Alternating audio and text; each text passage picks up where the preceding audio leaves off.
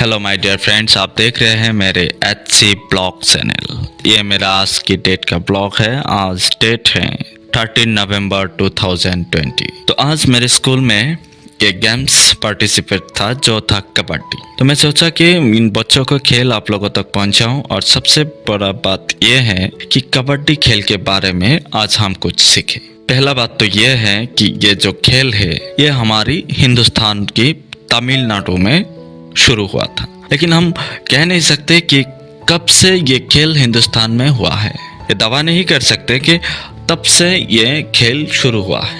ये बहुत पुराना खेल है हमारे देश के। इसके कुछ रूल्स होते हैं। ये खेल हमने कहीं ना कहीं पर देखा है, स्पेशली जो आज भी गांव जैसे लोग में जगह पर रहते हैं वो लोग इस खेल को शायद एंजॉय किया है, लेकिन कुछ लोग आज के ज़माने में इस खेल को शायद देखा ही नहीं, या तो टीवी पर देखा है। लेकिन खेल के बहुत ऐसे लोग होंगे हमारे देश में। इस खेल को शुरुआत तो यहाँ हुई है, लेकिन हमने कभी इसका मजा नहीं लिया। तो ये जानते हैं खेलने से पहले इसका रूल्स जरूरी होता है। तो कबड्डी का इतिहास ये है। कबड्डी के इतिहास को लेकर भारत में इनकी प्राचीनता की बौद्धिक काल से जोड़ा जाता है, और माना जाता है कि इस खेल का उद्भव भारत में ही हुआ है। हालांकि ईरान के द्वारा भी ये दावा किया जाता रहा है कि कबड्डी के खेल का उद्भव उनके देश में हुआ है। भारत में इसे वर्तमान स्वरूप में लोकप्रिय बनाने में तमिलनाडु और महाराष्ट्र राज्य का बहुत योगदान रहा है। यह कबड्डी बहुत लोकप्रिय खेल है। कबड्डी का नाम अलग अलग जगह पर कई नामों से जाना जाता है। इसका नाम कबड्डी मुख्य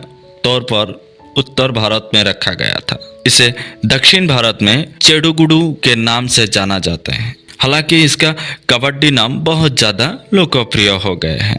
कबड्डी खेल का नियम, रूल्स और इतिहास के बारे में बात करेंगे। कबड्डी भारत का पारंपरिक खेल है और इसका जन्म भी हमारे ही देश भारत में हुआ था, और चैंपियन भी आज तक भारत ही है। हालांकि ये ज्ञात नहीं है कि ये खेल कब शुरू हुआ था, क्योंकि ये खेल सदियों पुराना है और बहुत जगह इस खेल को खेला जाता था। इसीलिए शुरुआत कहाँ इसका कोई प्रमाणित समय नहीं है। कबड्डी में शुरुआत से ही भारत को महारत हासिल, और इसी वजह से शायद भारत चैंपियन भी है। आज का हमारा ये पोस्ट कबड्डी प्रेमियों के लिए होगा, जिसमें हम कबड्डी रूल्स के बारे में बताएंगे, और इसका हिस्ट्री अभी बता चुका हूँ। ये हमारे देश के हैं। कबड्डी खेल को विश्व स्तर पर प्रसिद्ध तब हासिल हुई जब सन 1936 में बर्लिन में ओलंपिक खेल हुआ था। 1938 में आकर इसे कोलकाता में राष्ट्रीय खेल में सम्मिलित किया गया। उसके बाद 1950 में अखिल भारतीय कबड्डी फेडरेशन के गठन हुआ और कबड्डी खेल के नियम तय किए गए, और इसी को amateur kabaddi federation of India यानी AKFI के नाम से सन 1972 में पुनर्गठन किया गया था।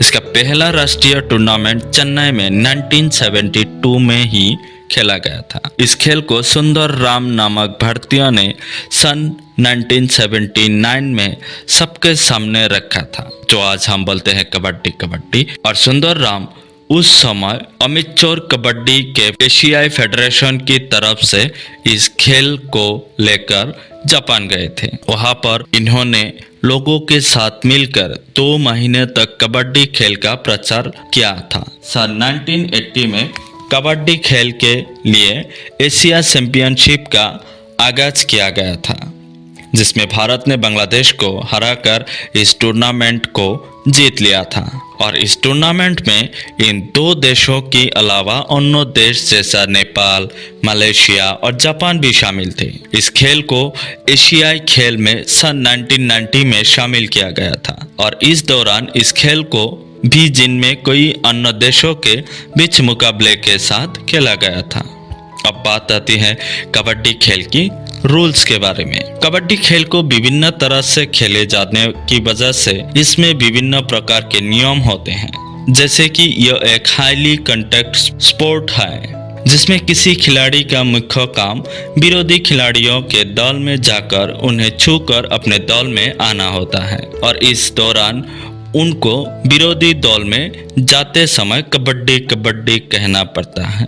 प्रत्येक मैच 40 मिनट का होता है और इस दौरान खिलाड़ी विरोधी टीम के कोर्ट में रेड करता है और रेड करने वाले खिलाड़ी को रेडर कहते हैं। किसी खिलाड़ी द्वारा उसके विरोधी दल में घूमते ही रेड शुरू हो जाती है। रेडर को संभालने वाले विरोधी दल के खिलाड़ी को डिफेंडर कहते हैं। डिफेंडर के पास रेडर को आउट करने के मौके अवस्थानुसार मिलते हैं। किसी भी रेड का अधिकतम समय 30 सेकंड होते हैं। रेड के दौरान रेडर को कबड्डी कबड्डी का रेड लगाना होता है जिसे चैंट कहा जाता है। रेडर द्वारा डिफेंडर के कोर्ट में एक बार प्रवेश कर जाने पर रेडर दो तरह से पॉइंट अर्जित कर सकते हैं।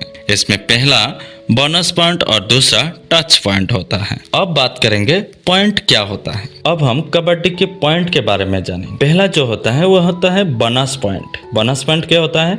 डिफेंडर के कोर्ट में 6 या 6 से अधिक खिलाड़ियों की मौजूदगी में यदि रेडर बोनस लाइन तक पहुंच जाता है तो रेडर को बोनस पॉइंट मिलता है। दूसरा टच पॉइंट। रेडर द्वारा एक या एक से अधिक डिफेंडर खिलाड़ियों को छूकर सफलतापूर्वक अपने कोर्ट में वापस आ जाने पर टच पॉइंट मिलता है।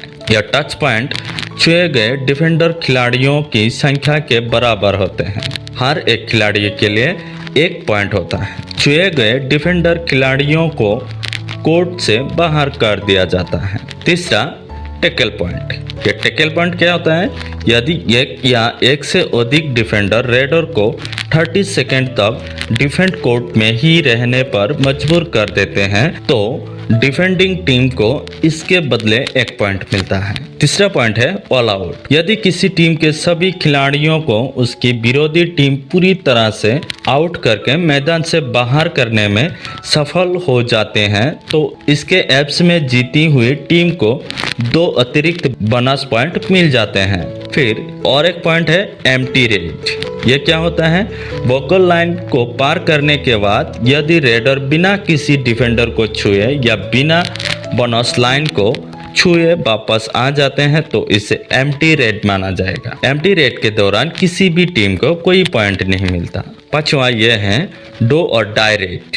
यदि किसी टीम द्वारा लगातार 2 एम्प्टी रेड हो जाता है तो तीसरी रेड को डू और डाई रेड कहा जाता है। इस रेड के दौरान टीम को आवश्यक तौर पर या तो बोनस या टच पॉइंट अर्जित करना पड़ता है। ऐसा नहीं करने पर डिफेंडर टीम को एक अतिरिक्त पॉइंट मिलता है। फिर 6वां आते हैं छुपा रेड। जिस रेड में रेडर 3 या 3 से अधिक पॉइंट अर्जित करता है उस रेड को छुपा रेड कहा जाता है। ये 3 पॉइंट बोनस और टच को मिलाकर भी हो सकता है या सिर्फ टच पॉइंट भी हो सकता है। फिर आखिरी छुपर टैकल। ये छुपर टैकल क्या होता है? यदि डिफेंडर टीम में खिलाड़ियों की संख्या 3 या 3 से कम हो जाते हैं और वो टीम किसी रेडर को संभालने और आउट करने में सफल हो जाते हैं तो इसे छुपर टैकल कहते हैं। छुपर टैकल के लिए डिफेंडर टीम को एक अतिरिक्त पॉइंट भी मिलता है। इस पॉइंट का इस्तेमाल आउट हुए खिलाड़ी के पुनर्जीवन के लिए नहीं किया जा सकता है। अब बात करेंगे कबड्डी की प्रमुख प्रतियोगिताएं। पहला एशियन गेम्स, दूसरा कबड्डी विश्व कप, तीसरा एशिया कबड्डी कप, चौथा विमेंस कबड्डी, पांचवा प्रो कबड्डी लीग, छठवां यूके कबड्डी कप और 7वें में है विश्व कबड्डी लीग। कबड्डी पुरुष और महिला दोनों खेल सकते हैं और महिला की जो कबड्डी विश्व कप थी वो 2012 में शुरू हुआ था और मैदान का आकार भी पुरुष और महिलाओं के लिए अलग अलग होता है। पुरुषों के लिए 121 मीटर इंटू 10 मीटर होता है और महिलाओं के लिए 11 मीटर इंटू 8 मीटर होता है, यानी एक आयत आकार की तरह होता है। और लोकप्रिय प्रतियोगिता को प्रो कबड्डी कहा जाता है और इसमें जो खिलाड़ी होते हैं उसका भी कुछ रूल्स होते हैं, जैसे कि उसका वजन अगर पुरुष होता है सीनियर पुरुष के लिए 85 केजी होते हैं और जूनियर पुरुषों के लिए 70 केजी होता है। सीनियर महिलाओं के लिए उसका वजन 75 केजी होना पड़ता है और जूनियर गर्ल्स यानी महिलाओं के लिए 65 केजी होना पड़ता है। पुरुषों के लिए 40 मिनट्स का होता है और महिलाओं के लिए 30 मिनट्स का होता है। इस खेल में हर कोर्ट में यानी हर मैदान में 7 खिलाड़ियां होते हैं। लड़का हो या लड़की, दोनों के हिस्से में 7 आदमी होना चाहिए। तो माय फ्रेंड्स, अगर आपकी कबड्डी के बारे में जानकर अच्छे लगे तो वीडियो को लाइक जरूर कीजिएगा। तो आज का सफर था यहीं तक, फिर मिलेंगे कहीं और टॉपिक के साथ। Bye bye. जय हिंद, जय आया खाओ।